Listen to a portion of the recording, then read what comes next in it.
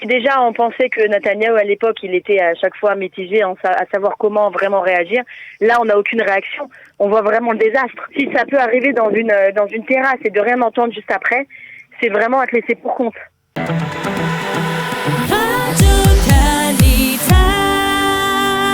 Nous sommes en ligne avec Sandrine Fitoussi de Sderot. Sandrine, bonjour, Boker Tov.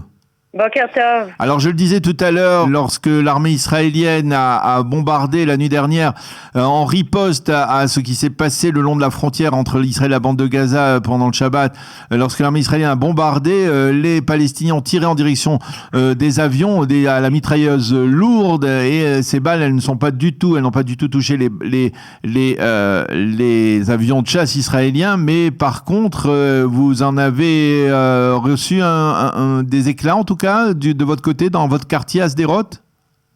En fait, Boker Tov, Daniel, dans la nuit, on a entendu des tirs et on sentait que c'était proche de chez nous, donc on s'est réveillé d'un coup.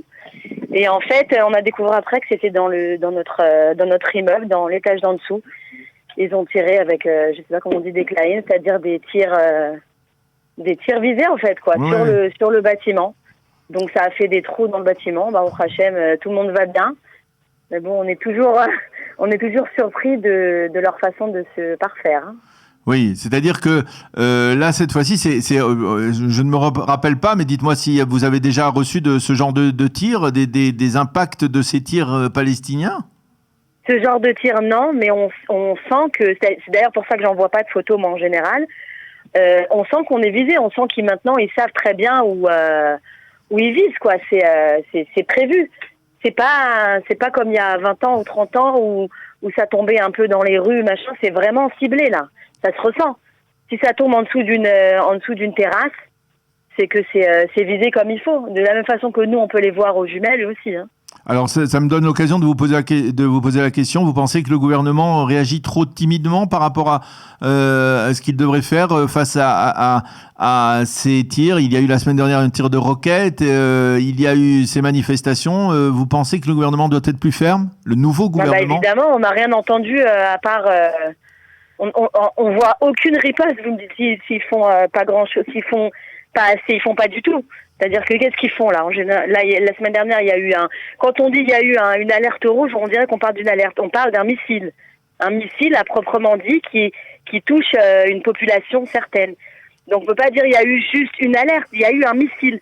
Un missile, il fait ses débris, il fait son mal autour de lui, et après on l'oublie comme s'il était passé, il est passé inaperçu. Vous espérez que le gouvernement Bennett Lapid, dont c'est on va dire le premier examen de passage au niveau de ce qui se passe dans le sud du pays, doit réagir plus fermement que le précédent, celui de Netanyahou à l'époque?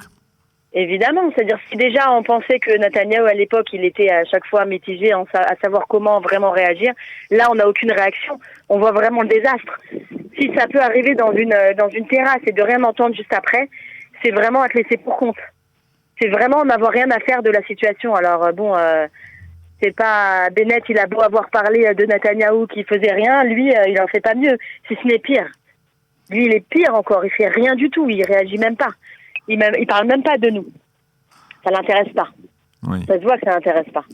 Bon, eh bien, on va voir effectivement au cours des prochaines heures et des prochains jours si effectivement il y a des développements sur ce front. En tout cas, merci beaucoup Sandrine d'avoir réagi si rapidement. J'espère qu'on n'aura pas l'occasion de se parler dans des circonstances difficiles, mais en tout cas, on vous souhaite Shavua Tov et une semaine sereine et calme à la frontière entre Israël et la bande de Gaza. Merci Sandrine. Merci à vous Daniel, bonne journée.